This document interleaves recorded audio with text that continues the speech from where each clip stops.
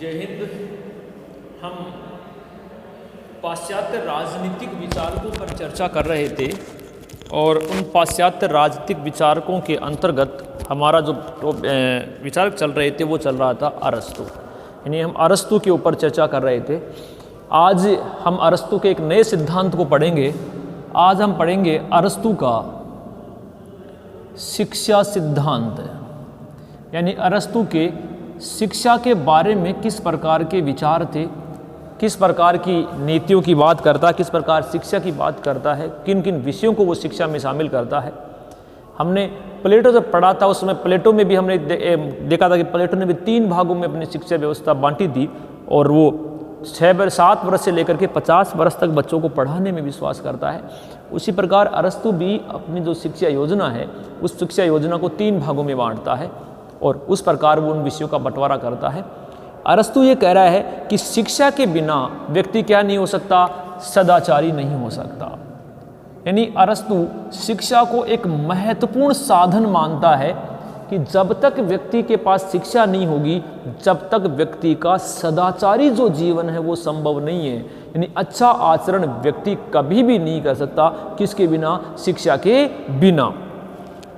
क्योंकि ये कह रहा है कि अरस्तु ये कह रहा है कि व्यक्ति का अच्छा जीवन तभी संभव है जब उसके पास क्या होगी, शिक्षा होगी। शिक्षा के बिना सदाचारी जीवन और अच्छा जीवन नहीं जिया जा सकता, ये अरस्तु कह रहे हैं।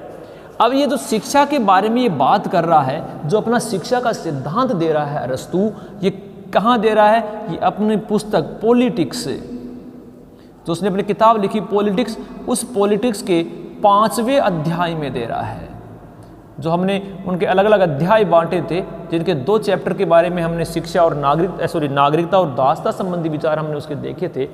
आज हम पॉलिटिक्स का 5वां जो चैप्टर है उसके बारे में अध्ययन करने की कोशिश कर रहे हैं और इस चैप्टर के अंतर्गत वो क्या दे रहे हैं, पॉलिटिक्स के 5वें अध्याय में अरस्तु शिक्षा की योजना दे रहा है कि शिक्षा क्या है और क्या नहीं है। अरस्तु ये कह रहा है कि शिक्षा व्यक्ति के चरित्र निर्माण और व्यक्ति की आदत निर्माण में योगदान देती है। व्यक्तियों का आदत निर्माण और व्यक्ति का चरित्र निर्माण किसके बिना असंभव है, शिक्षा के बिना असंभव है। ये कौन कह रहा है, ये अरस्तु कह रहा है कि व्यक्ति के चरित्र में, चरित्र जिसमें बोलचाल आता है, रहन सहन आता है, आपका निजी व्यवहार आता है, दूसरों के प्रति आप किस प्रकार के व्यवहार कर रहे हैं, ये सारी जो चीज़ें आती हैं वो चरित्र में आती हैं। आपकी आदतें कैसी हैं, आपका व्यवहार कैसा है। अरस्तु ये कह रहा है कि ये सब किस पर निर्भर करता है, शिक्षा पर निर्भर करता है। आप शिक्षा का मतलब सिर्फ व्यवहारिक शिक्षा, किताबी शिक्षा ही नहीं है कि आप किताब पढ़ करके एक क्लास पास हो गए, आगे चले गए और वो आपके चरित्र का निर्माण कर रहे हैं। नहीं, शिक्षा जन्म से लेकर के मृत्यु तक चलने वाला एक साधन है। जन्म से शुरू होती है शिक्षा और जब तक व्यक्ति मरता है उस अंतिम श्वास तक वो कुछ ना कुछ सीखता है। जो कुछ सीखता है वो क्या है, शिक्षा है। इसलिए ये कह रहा है कि चरित्र निर्माण और आत्मों का निर्माण भी किसके द्वारा होता है, शिक्षा के द्वारा होता है। अरस्तु इसमें शिक्षा के 3 सिद्धांत बताता है, 3 विशेषताएं बताता है अपने इस बात में, पॉलिटिक्स में, कि शिक्षा 3 बातें करती हैं। शिक्षा के बिना क्या नहीं हो सकता, इनके बारे में 3 बातें बता रहा है कि शिक्षा व्यक्ति को क्या बनाती है। शिक्षा व्यक्ति को राज्य का योग्यतम नागरिक बनाती है। नागरिक शब्द को समझना, शिक्षा व्यक्ति को राज्य का योग्यतम नागरिक बनाती है, जो क्या कर सकता है, राज्य का विकास कर सकेगा। इसलिए शिक्षा क्या होनी चाहिए, समान शिक्षा व्यवस्था होनी चाहिए। यहाँ ये भी कह रहा है समान शिक्षा की बात करता है अरस्तु, यानी स्त्री पुरुषों की समान शिक्षा की बात कर रहा है। लेकिन बात क्या कर रहा है, शिक्षा क्या करती है, ये कह रहा है शिक्षा व्यक्ति को राज्य का योग्यतम नागरिक बनाती है। अर्थात नागरिक का मतलब वही बात आएगी कि यहाँ जिसके पास न्याय और विधि संबंधी समय है, न्याय और विधि संबंधी कार्य करता है, संगीत संबंधी काम करता है, व्यायाम संबंधी काम करता है, उसी को तो नागरिक मान रहा है अरस्तु। क्योंकि हमने क्या पढ़ा था पिछली जो क्लास पढ़ी, जब हमने अरस्तु के नागरिकता संबंधी विचारों को पढ़ने की कोशिश की थी, उस समय अरस्तु क्या करता, केवल यूनानी वयस्क पुरुष यूनान का होना चाहिए, वयस्क होना चाहिए और पुरुष होना चाहिए, उन्हीं को नागरिक मान रहा था। तो यहाँ ये कह रहा है कि शिक्षा के द्वारा व्यक्ति को राज्य का योग्यतम नागरिक बनाया जा सकता है। फिर क्या कह रहा है अरस्तु? ये कह रहा है कि शिक्षा राजनीति का महत्वपूर्ण अंग है, क्योंकि जब तक आप में शिक्षा नहीं होगी तब तक आप राजनीति का उचित विकास नहीं कर सकते, नए नियम और कानून नहीं बना सकते, कानूनों की व्याख्या नहीं कर सकते। इसलिए शिक्षा किसका अंग है? शिक्षा राजनीति का अंग है, क्योंकि इसका शिक्षा का उद्देश्य क्या है? शिक्षा का उद्देश्य राजनीतिक है। शिक्षा का उद्देश्य क्या बता रहा है अरस्तु? राजनीतिक है। यद्यपि हम इससे पूर्ण तरह सहमत नहीं है कि शिक्षा का उद्देश्य सिर्फ राजनीति की होता है, क्योंकि शिक्षा तो व्यक्ति के व्यवहार में परिवर्तन करने का साधन है, व्यक्ति में जीने का एक तरीका लाने वाला संस्था है। इसलिए ये कह रहा है कि शिक्षा राजनीतिक उद्देश्य है। अरस्तु कह रहा है कि शिक्षा का राजनीतिक उद्देश्य है। क्यों है? क्योंकि ये कह रहा है कि शिक्षा व्यक्ति को क्या बनाती है? नैतिक बनाती है, और शिक्षा व्यक्ति को चरित्रवान बनाती है, जिससे हम सहमत भी हैं। व्यक्ति में सही सोचने और सही और गलत में सोचने की जो क्षमता आती है वो किससे आती है? शिक्षा से आती है। फिर यही बात कर रहा हूँ, शिक्षा का मतलब सिर्फ व्यवहारिक, ये सिर्फ किताबी ज्ञान ही नहीं है, उसके साथ व्यवहारिक ज्ञान भी किस में आता है? शिक्षा में आता है। तो अरस्तु कह रहा है कि शिक्षा का एक राजनीतिक उद्देश्य भी है, क्योंकि शिक्षा व्यक्ति को नैतिक और चरित्रवान बनाती है, जिससे कि वो देश के हित में कानून बनाए, देश के लिए अच्छे कानून बनाए। तीसरी क्या बनाती है? ये कह रहा है अरस्तु, ये कह रहा है कि शिक्षा व्यक्ति को, तो महत्वपूर्ण बात है, शिक्षा व्यक्ति को संविधान के अनुकूल बनाती है। यानी हमारे देश का संविधान कैसा है, उसमें क्या क्या लिखा हुआ है, क्या करना है और क्या नहीं करना है, ये सब हमें कौन बताता है? ये सब हमें हमारा संविधान बताता है। तो अरस्तु यहाँ क्या कह रहा है? अरस्तु ये कह रहा है कि शिक्षा व्यक्ति को संविधान के अनुकूल बनाती है कि हमें अब किस प्रकार क्या करना है, आचरण करना है, किस पर कौन कौन से नियमों का पालन करना है, नियमों के पालन नहीं करने से क्या होगा, ये जो सारी बातें बताती है ये हमें कौन बताती है? शिक्षा बताती है। किसके हिसाब से? अरस्तु के हिसाब से। तो अरस्तु अपनी पुस्तक पॉलिटिक्स के 5वें भाग में शिक्षा सिद्धांत देता है, और उस शिक्षा सिद्धांत में 3 बातें बताता है। पहली, व्यक्ति को राज्य का योग्यतम नागरिक बनाती है, इसलिए सभी को समान शिक्षा दी जाए। दूसरा, शिक्षा राजनीति का एक अंग है, इसलिए शिक्षा का राजनीतिक उद्देश्य है। और क्योंकि शिक्षा व्यक्ति को नैतिक और चरित्रवान बनाती है। तीसरी बात क्या करती है? शिक्षा व्यक्ति को संविधान के अनुकूल बनाती है, संविधान के प्रावधानों के हिसाब से चलाना की बात करती है। और जब हम अरस्तु का क्रांति पढ़ेंगे उस समय एक महत्वपूर्ण बात पढ़ेंगे। अरस्तु ये कहता है कि संविधान में छोटा या बड़ा किसी भी प्रकार का अगर परिवर्तन होता है तो वो क्रांति है। यानी छोटे से छोटे और बड़े से बड़े परिवर्तन को वो क्या मानता है? क्रांति मानता है। इसलिए कह रहा है कि शिक्षा तो क्या कर रही है? शिक्षा तो व्यक्ति को संविधान के अनुकूल बन। अब शिक्षा का उद्देश्य क्या है? हमने 3 बातें कर ली। अब अरस्तु शिक्षा का उद्देश्य क्या बता रहा है, यानी शिक्षा के द्वारा क्या क्या किया जा सकता है और क्या नहीं कर सकता। शिक्षा के अरस्तु कुछ उद्देश्य भी बताते हैं। पहला उद्देश्य क्या बताता है? अरस्तु ये कहता है कि सद्जीवन की प्राप्ति होती, सद्जीवन की प्राप्ति में सहायक। अच्छा जीवन अगर आपको जीना है, ढंग से रहना है, जीवन में कुछ आगे करना है, अपने जीवन को व्यवस्थित रूप से चलाना है, तो आपको किसकी आवश्यकता पड़ेगी? शिक्षा से। जीवन शिक्षा के बिना भी चल सकता है, लेकिन अरस्तु कह रहा है कि सद्जीवन, अच्छा जीवन यदि आपको प्राप्त करना है तो वो शिक्षा के द्वारा ही किया जा सकता है, ज्ञान ग्रहण करके ही प्राप्त किया जा सकता है। इसलिए शिक्षा का पहला उद्देश्य अरस्तु बता रहा है व्यक्ति के सद्जीवन की प्राप्ति में सहायक है। और क्या है? दूसरी बात करता है मानव आवश्यकताओं की पूर्ति में सहायक। मनुष्य की जो आवश्यकताएं हैं, रोटी, कपड़ा, मकान, शिक्षा, चिकित्साएं, जो मूलभूत या न्यूनतम आवश्यकताएं हैं, उन न्यूनतम आवश्यकताओं को पूरा करने में शिक्षा क्या करती है, अपना योगदान देती है। यदि आपके पास ज्ञान है, यदि आपके पास शिक्षा है, तो अपनी न्यूनतम जो आवश्यकता है उनको आसानी से पूरा कर सकते हैं। किसी भी क्षेत्र में जाकर के काम कर सकते हैं, किसी भी प्रकार का आप काम कर सकते हैं, नए काम की आप खोज कर सकते हैं। लेकिन ये कब करेंगे, जब आपके पास ज्ञान होगा, जब आपके पास शिक्षा होगी। तो अरस्तु कह रहा है कि मानव आवश्यकताओं की पूर्ति में भी क्या है, सहायक है। तीसरा क्या करती है, तो अरस्तु कहता है कि अच्छे नागरिकों का निर्माण करती है।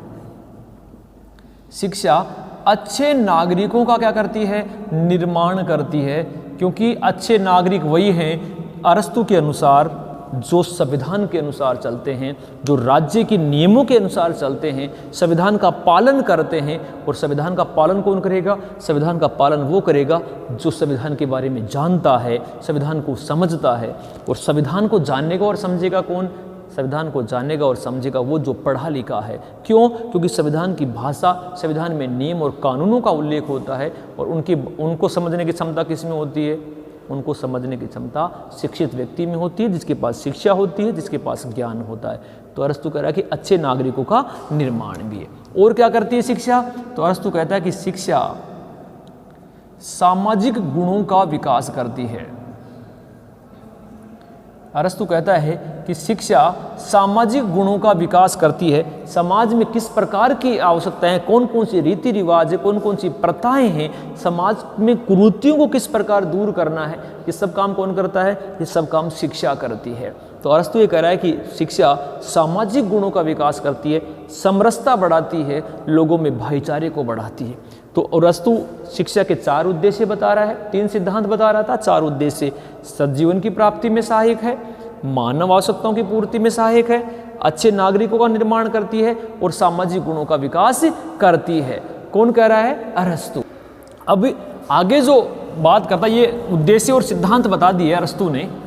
अब अरस्तु अपनी शिक्षा योजना देता है पॉलिटिक्स के 5वें अध्याय में, कि जो शिक्षा होगी वो कैसे होगी, किस प्रकार होगी, क्या क्या विषय होंगे और कब कब वो पढ़ाए जाएंगे, इनकी बात अरस्तु अब कर रहा है। तो अरस्तु अब अपनी शिक्षा, अरस्तु की शिक्षा योजना,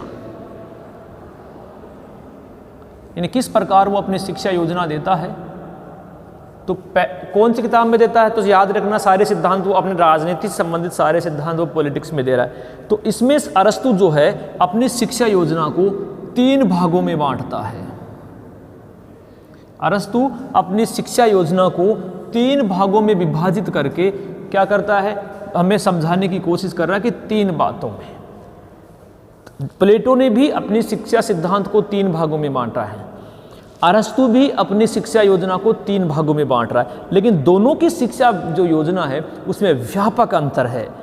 क्यों, क्योंकि प्लेटो स्वप्नदर्शी है, कल्पना लोक में रहता है, जबकि अरस्तु वास्तविक यथार्थवादी विचारक है, जो वास्तविक बात करता है।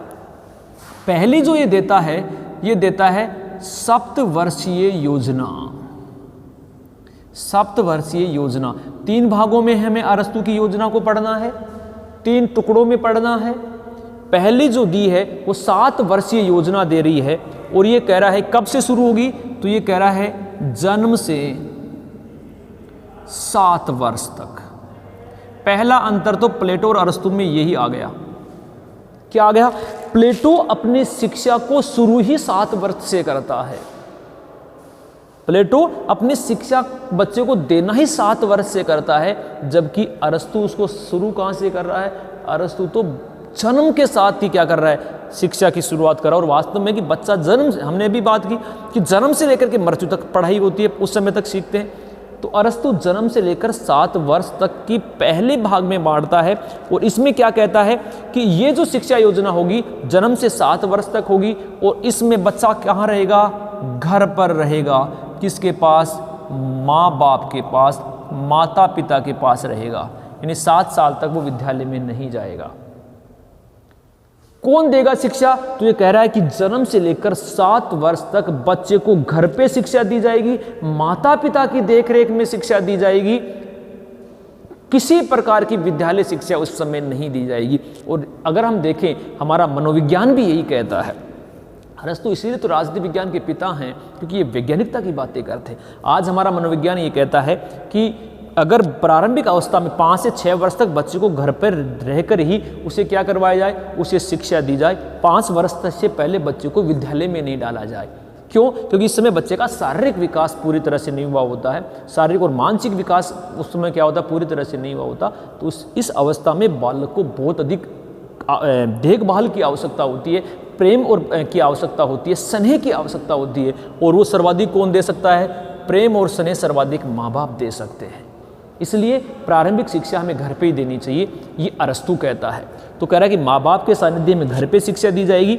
इसमें क्या क्या सिखाया जाएगा? बच्चे को भोजन खाना सिखाया जाएगा। और क्या सिखाया जाएगा? बच्चे को अंग संचालन की शिक्षा दी जाएगी, यानी शरीर का संतुलन बनाने की शिक्षा दी जाएगी, उसे हाव भावों की शिक्षा दी जाएगी, शरीर का कौन से अंग का क्या काम है, ये उनको क्या सिखाया जाता है? घर पे सिखाया जाएगा। और क्या? उन्हें कष्ट सहिष्णु बनाया जाएगा। कष्ट सहिष्णु यानी बच्चे को दुख सहन करने की क्षमता बाल्य अवस्था में हम सिखा सकते हैं। बाल्य अवस्था में अगर हमने बहुत लाड प्यार से रखा, उनको कोई कष्ट दिए ही नहीं, तो आगे वाले जीवन में उन्हें बहुत समस्याओं का सामना करना पड़ेगा। अगर बच्चे को शुरू से ही क्या करने सिखाया जाए? कष्ट सहन करने की क्षमता सिखाई जाए, उन्हें दर्द सहन करने की क्षमता सिखाई जाए, उन्हें सही गलत की निर्णय दी जाए, तो आने वाले समय में वो क्या करेगा? एक योग्य नागरिक बनने की कोशिश करेगा। इसलिए अरस्तु कह रहा है कि भोजन और अंग संचालन के साथ साथ बच्चे को क्या करवाया जाए? अंग संचालन की शिक्षा भी दी जाए। और क्या बनाया जाए? तो और ये कह रहा है कि बच्चे के शारीरिक विकास किस प्रकार हो सके, तो शारीरिक विकास के लिए माँ बाप को योजनाएं बनानी चाहिए, उन्हें कसरत करानी चाहिए, व्यायाम करवाने चाहिए, ताकि उनका शरीर बाल्यावस्था में क्या बन सके? मजबूत बन सके, बीमारियों से लड़ने की उनमें रोग प्रतिरोधक क्षमताएं आ सके। और क्या? बच्चे को कुसंगति से बचाए,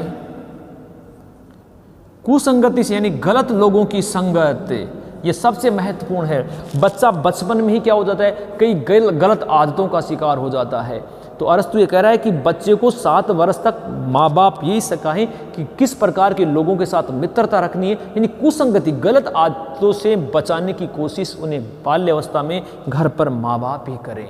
तो कुसंगति से उनको बचाया जाए। और क्या किया जाए?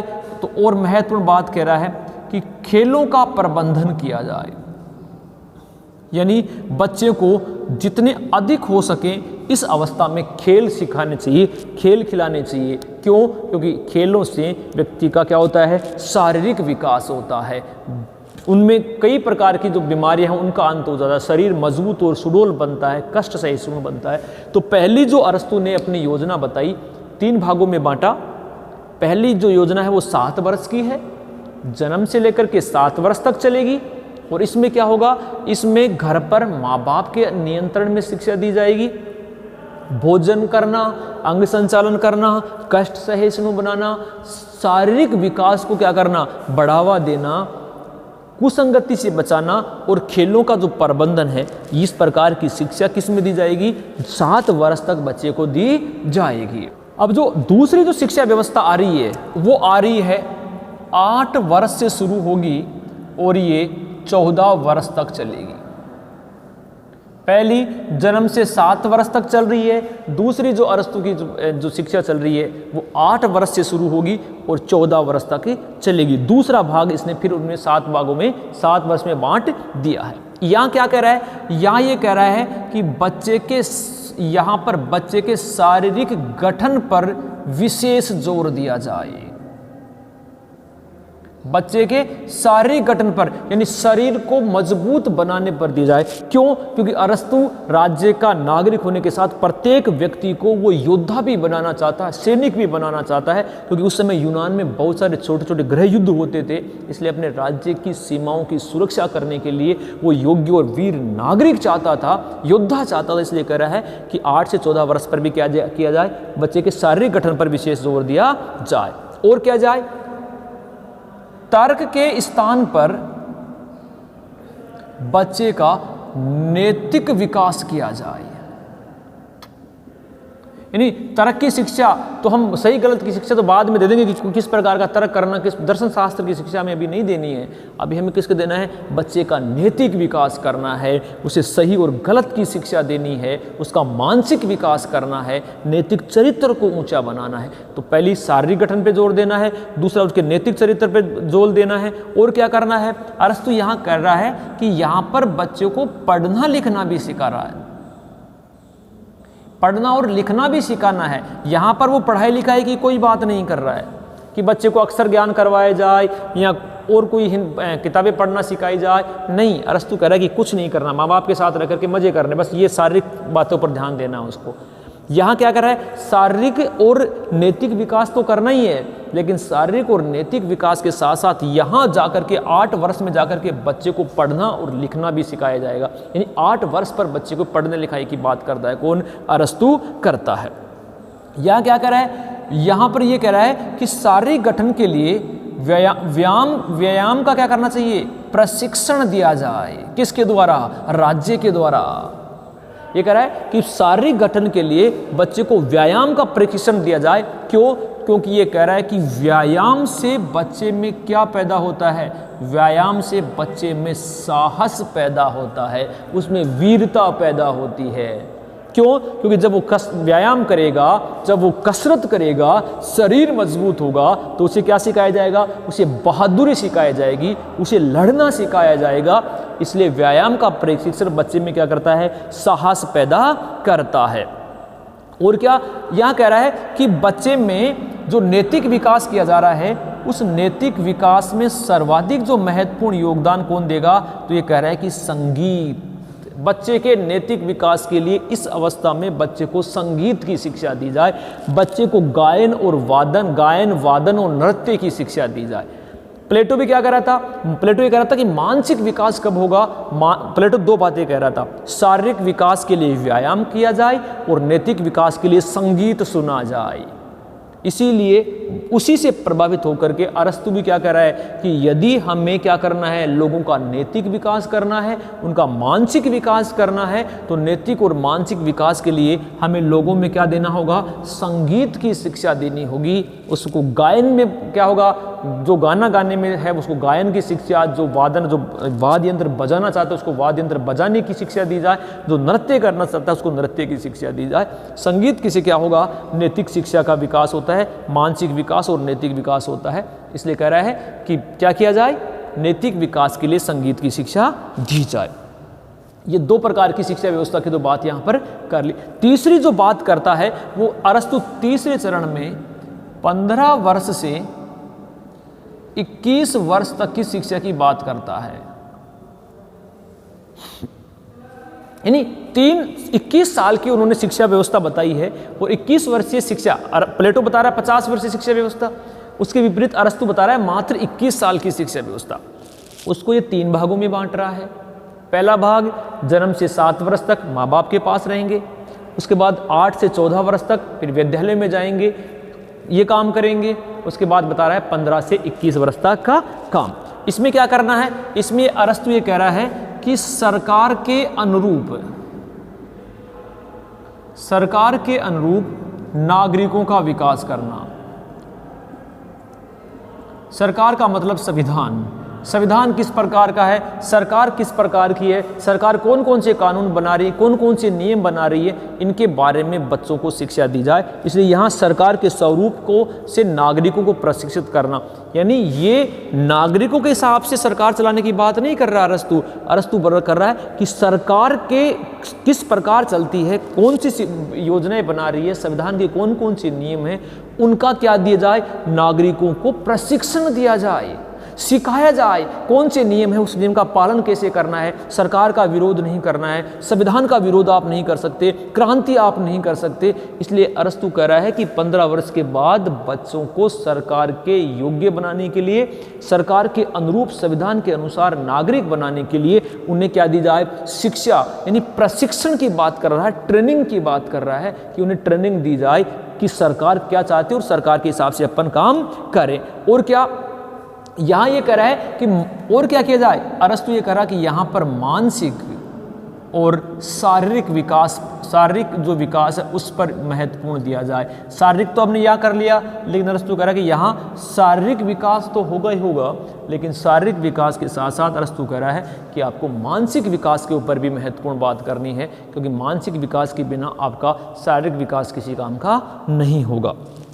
अब यहाँ ये क्या कर रहा है, इस अवस्था में अरस्तु की इस शिक्षा व्यवस्था में एक महत्वपूर्ण बात निकलती है। यहाँ तीसरा जो अंग है उसमें ये कह रहा है कि जब व्यक्ति की उम्र 18 वर्ष से लेकर के 21 वर्ष तक हो जाए, यानी ये जो 3 वर्ष है, क्योंकि अरस्तु हमने क्या बात की, हमने ये बात की कि अरस्तु अपने नागरिकों को एक कुशल सैनिक, एक कुशल योद्धा भी बनाना चाहता है, हष्ट-पुष्ट शरीर चाहता है, शारीरिक और मानसिक विकास चाहता है। लेकिन इन सब का उद्देश्य क्या है? इन सब का उद्देश्य है अपने यूनान की सीमाओं को सुरक्षा करना, एक कुशल सैनिक करना, सैनिकों की स्थापना करना, कुशल सैनिकों का निर्माण करना। इसलिए कह रहा है कि जब तीसरी योजना आए जिसमें 15 वर्ष से 21 वर्ष की होगी, उसमें पहले 15, 16 और 17 प्रारंभिक जो 3 साल हैं उसमें बच्चे को क्या करवाया जाए, सरकार के अनुरूप प्रशिक्षण दिया जाए, उसका शारीरिक और मानसिक विकास किया जाए, इसकी शिक्षा दी जाए। लेकिन जैसे ही बच्चा 18 साल का हो जाए तो 18 से लेकर के 21 वर्ष तक, यानी 19, 20 और 21 3 वर्ष तक अरस्तु यहाँ कह रहा है कि प्रत्येक बच्चे को अनिवार्य रूप से क्या दिया जाएगा, प्रत्येक बच्चे को अनिवार्य सैन्य प्रशिक्षण दिया जाए। जो प्लेटो की बात में नहीं है, अरस्तु में अलग निकल के आ रही है कि 3 वर्ष 18 से 21 वर्ष तक प्रत्येक नागरिक को जो यूनान का है, चाहे वो स्त्री हो चाहे पुरुष हो, उन सभी को वो क्या कर रहा है, 3 वर्ष का अनिवार्य सैन्य प्रशिक्षण दिया जाना चाहिए, ताकि वो क्या सके संकट के समय जब सीमाओं पर हमारी सेना लड़ने जाए और हमारी सेना में किसी प्रकार की कमी आ जाए, हमें संख्या बल में किसी प्रकार की कमी आ जाए, तो हम किसी भी नागरिक को उस समय युद्ध के मोर्चे पर लड़ने के लिए भेज दिया जाए। इसलिए 3 वर्ष का क्या कर रहा है, वो एक अनिवार्य सैन्य प्रशिक्षण की बात कर रहा है। अब आते हैं अरस्तु की शिक्षा की विशेषताएं क्या है। तो 3 भागों में हमने अरस्तु की शिक्षा व्यवस्था को बांट लिया। 7 वर्षीय शिक्षा योजना है, 3 भागों में है और तीनों ही 7-7 वर्ष की शिक्षा योजना है। पहले जन्म से लेकर के 7 वर्ष तक घर पे रहेगा, माँ बाप के पास रहेगा। 8 से 14 वर्ष तक राज्य के पास जाएगा, विद्यालय में जाएगा और शिक्षा ग्रहण करेगा, पढ़ना लिखना सीखेगा। 15 से 21 वर्ष तक सरकार के नियंत्रण में रहेगा और सबसे महत्वपूर्ण बात 3 वर्ष का अनिवार्य सैन्य प्रशिक्षण लिया जाएगा। अब अपना अंतिम आता है कि अरस्तु की शिक्षा की विशेषताएं क्या क्या हैं। तो अब विशेषताएं देखते हैं। तो अब हमारा है शिक्षा की, अरस्तु की शिक्षा की विशेषता क्या क्या है, यानी जो हमने 3 भागों में अरस्तु की शिक्षा को पढ़ा है, 21 वर्ष की जो शिक्षा है उसकी क्या क्या विशेषता है। तो इसकी पहली विशेषता तो आता है राज्य नियंत्रित शिक्षा, यानी अरस्तु ये कह रहा है कि जो 21 वर्षीय शिक्षा होगी ये पूर्णतया राज्य के नियंत्रण में होगी। राज्य ही बताएगा क्या पढ़ना है, किस आयु में पढ़ना है, क्या पढ़ना है और क्या नहीं पढ़ना है। पूर्णतः शिक्षा राज्य के नियंत्रण में रहेगी। दूसरा क्या रहेगा, शिक्षा का जो दायित्व है, यानी शिक्षा देगा कौन, तो दायित्व किसका होगा, राज्य का। यानी माँ बाप का कोई दायित्व, कोई कर्तव्य नहीं होगा बच्चे को शिक्षा दिलाना। क्यों? क्योंकि अरस्तु शिक्षा के द्वारा राज्य के अनुकूल नागरिक बनाना चाहता है, ऐसे नागरिक बनाना चाहता है जो राज्य का कोई विरोध नहीं करे। इसलिए 21 वर्षीय शिक्षा योजना में अरस्तु जो अपनी योजना बता रहा है उसमें पूर्णतः राज्य के नियंत्रण में शिक्षा होगी, शिक्षा देना राज्य का दायित्व होगा। और यहाँ क्या किया जा रहा है, यहाँ सबसे महत्वपूर्ण बात है अरस्तु में कि यहाँ व्यावसायिक जो प्रशिक्षण है या व्यावसायिक जो शिक्षण है, उस व्यावसायिक प्रशिक्षण की अरस्तु कोई बात नहीं करता। व्यावसायिक प्रशिक्षण का क्या किया जा रहा है, यहाँ पर विरोध किया जा रहा है। सबसे महत्वपूर्ण, ये किसी प्रकार की स्पेशल शिक्षा की बात नहीं करता कि कोई व्यावसायिक, यानी औद्योगिक शिक्षा की बात नहीं करता, तकनीकी शिक्षा की बात नहीं करता, या अन्य प्रकार की और किसी भी प्रकार की जो उद्योग धंधों से संबंधित शिक्षा है वो शिक्षा देना ही नहीं चाहता। ये सिर्फ और सिर्फ किस पे जोर दे रहा है? ये व्यायाम पे जोर दे रहा है, ये मानसिक स्वास्थ्य पे जोर दे रहा है, ये संगीत पर जोर दे रहा है, ये सैन्य प्रशिक्षण पर जोर दे रहा है। लेकिन किस पे? ये उद्योगों की कोई बात ही नहीं करता। व्यवसायिक प्रशिक्षण का तो ये विरोध करता है कि औद्योगिक शिक्षा बच्चों को नहीं दी जाए। क्यों? क्योंकि औद्योगिक शिक्षा दोगे तो बच्चा क्या हो जाएगा? स्वतंत्र हो जाएगा और राज्य के नियंत्रण में नहीं रहेगा। इसलिए व्यवसायिक शिक्षा का क्या कर रहा है? वो विरोध कर रहा है। सबसे महत्वपूर्ण क्या बात है? ये संगीत पर क्या करता है? संगीत पर विशेष जोर देता है। यानी संगीत को ये महत्वपूर्ण मानता है और सभी मानसिक समस्याओं का, मानसिक बीमारियों का इलाज मानता है कि मानसिक बीमारियां क्या हो सकती है? दूर हो सकती है। किससे? संगीत से। इसलिए कह रहा है कि संगीत पर विशेष जोर दिया जाए ताकि बच्चे का नैतिक और मानसिक विकास हो सके। और क्या है? शिक्षा का मनोवैज्ञानिक वर्गीकरण किया है। अब तक जो हमने 3 भागों में जो अरस्तु की शिक्षा पढ़ी, उसमें एक बात तो है कि अरस्तु ने जो शिक्षा का वर्गीकरण किया वो मनोविज्ञान, साइकोलॉजी के हिसाब से किया है। बच्चे को कब माँ बाप की स्नेह की आवश्यकता है, कब बच्चे को पढ़ना लिखना है, कब बच्चे को सैन्य प्रशिक्षण लेना है, इस बात की इस जो योजना है वो अरस्तु ने मनोविज्ञान के हिसाब से और बच्चे के मानसिक और शारीरिक विकास के हिसाब से बनाई है।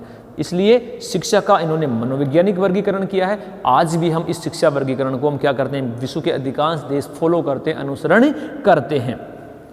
और क्या करता है? बच्चे के सर्वांगीण विकास पर जोर देता है। सर्वांगीण विकास पर जोर, यानी ये बच्चे के सभी पक्षों का क्या कर रहा है? सभी पक्षों का विकास करने के ऊपर योग दे रहा है। कैसे? सभी पक्षों का कैसे? क्योंकि ये व्यक्ति के शारीरिक विकास की भी बात करता है, तो बच्चे के मानसिक विकास की भी बात कर रहा है, बच्चे के नैतिक विकास की भी बात कर रहा है, तो और क्या कर रहा है? बच्चे के सैन्य प्रशिक्षण की भी बात कर रहा है। सभी बातों पर ये ध्यान दे रहा है। इसलिए मैं कह सकते हैं कि अरस्तु सर्वांगीण शिक्षा की बात करता है। यद्यपि उसमें कुछ कमियां हैं, लेकिन फिर भी वो सर्वांगीण शिक्षा की क्या कर रहा है? अरस्तु बात कर रहा है। अब हम इसकी कुछ कमियां निकाल सकते हैं, हम इसकी कुछ आलोचनाएं कर सकते हैं कि अरस्तु का जो शिक्षा सिद्धांत है उसकी कुछ कमियां भी हैं। ये विशेषताएं हमने पढ़ ली। क्या पढ़ी विशेषताएं?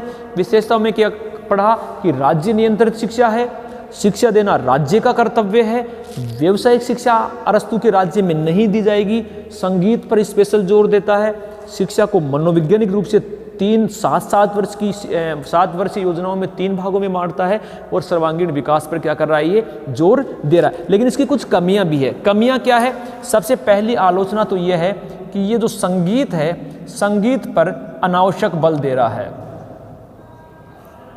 यानी संगीत, हम कहते हैं कि संगीत की शिक्षा दी जानी चाहिए क्योंकि संगीत की शिक्षा से क्या होता है? बच्चे का मानसिक विकास होना चाहिए। लेकिन अरस्तु संगीत पर बहुत अधिक बल देता है। वो ये कहता है कि मानसिक समस्याओं का, मानसिक बीमारियों का इलाज किससे किया जा सकता है? संगीत से किया जा सकता है। ऐसा संभव नहीं है, क्योंकि कुछ समस्याएं ऐसी होती है, पूर्ण रूप से मानसिक विकास, नैतिक विकास संगीत के द्वारा नहीं हो सकता।